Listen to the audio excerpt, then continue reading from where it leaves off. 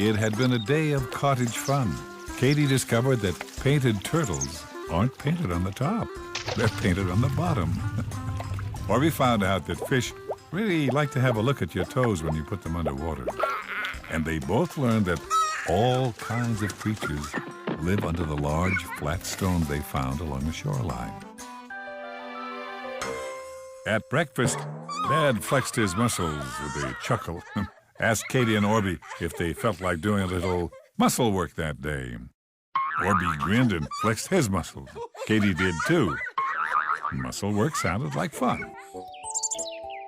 Mom's cottage garden was full of stones, so the flowers were having a difficult time growing there. Dad pointed out that today's job would be to carry the rocks and stones he dug out of Mom's garden and place them in the wheelbarrow. He raised a finger to caution them that they must only lift what they could. If a rock was too heavy, they were to leave it for Dad. Orbie was sure that no rock would be too heavy for him, as he waited for the first one to be popped out. When it was, he picked it up easily and sauntered over to the wheelbarrow, carrying it like a steam shovel. Katie was very impressed. The next rock was Katie's, and she picked it up, just as Orbie had, and headed over to the wheelbarrow. But on the way to the wheelbarrow, Katie noticed a white, sparkly streak through the middle of the stone and thought how very pretty it was. As she dropped it into the wheelbarrow with a thud, she thought about the fact that it was only a rock, and yet it was nice to look at. On her way back for her next one, Orbie impressed her by carrying his rock on his shoulder, pretending he was a real He-Man, and Katie giggled. Dad scooped under and flipped out a rather large flat rock. It was black in color and quite smooth. Orbie raced back for another stone as Katie picked up the flat rock. It was big but not too heavy. She looked at it and had an idea. On the ground, Katie hunted for the right surface. Behind the wheelbarrow, she found the perfect place for her big flat rock. She laid it down and nestled it in the grass. As Orbie, who pretended he was a big monster, dumped another rock in with a growl, Katie looked at the ones that were collecting in the wheelbarrow. She pulled out her first rock and took another look at it. And then she noticed that all of the rocks had something pretty about them. She set her first rock down on the flat one. Looked nice, but it needed something else to go with it. She glanced into the wheelbarrow. Another stone was white with a black streak through it. Interesting. She placed it with her others. As she admired her arrangement, Orbie, who was carrying the next like an elephant would in his trunk, clunked another rock into the wheelbarrow.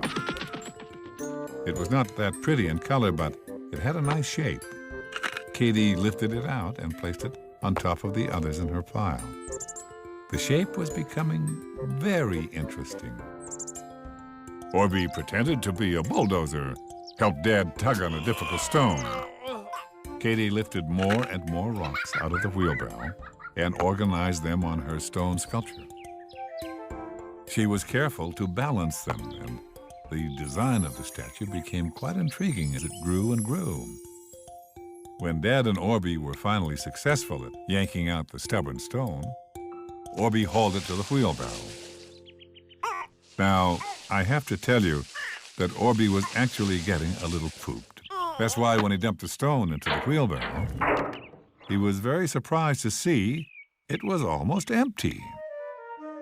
He looked around. Where had all the others gone?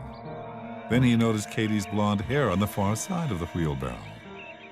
Well, as you can imagine, Orbie was very upset that as quickly as he was putting the rocks where they were supposed to go, Katie was taking them out.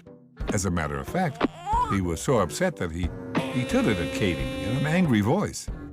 Katie looked up in shock. Orbie tooted to Katie that it was not fair for her to undo his hard work.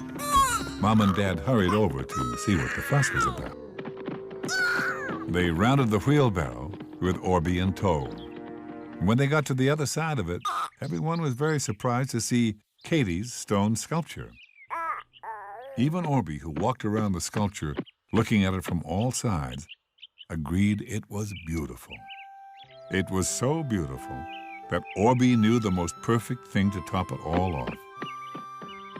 He took a pink rock from the wheelbarrow and placed it on a small flat rock.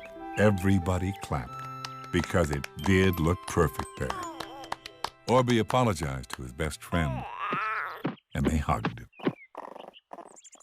Dad had a puzzled look on his face because, as lovely as the sculpture was, it wasn't in a very good place. They wouldn't be able to play badminton around it. Katie realized that Dad was right. She hadn't thought about where it was placed. She had just thought about making it. That was when Mom smiled.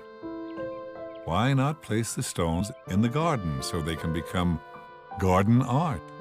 Katie clapped. She loved the idea of garden art so much. Mom showed them how to separate it all out on the grass as if the sculpture was lying on its side, and then build it up in a perfect place in the garden. It looked terrific. Dad said that rocks piled in the shape of art sculptures are called cairns. In the north, people stack stones in the shape of humans and call them inukshuks. Katie's cairn decorated the flowers joyfully. When the ground was finally ready for Mom to plant her flowers that day, they had collected another pile of stones. Everybody used the stones to make their own cairns in special places around the cottage. And when they were done, the wheelbarrow was empty. As Dad clapped his dusty hands, he said that reusing the rocks was natural recycling. Every now and then they changed the garden art to a new shape. And even to this very day, the stones are still there. If you ever help with the garden and find some stones, perhaps you too can make a special stone sculpture, just like Katie and Orbie did.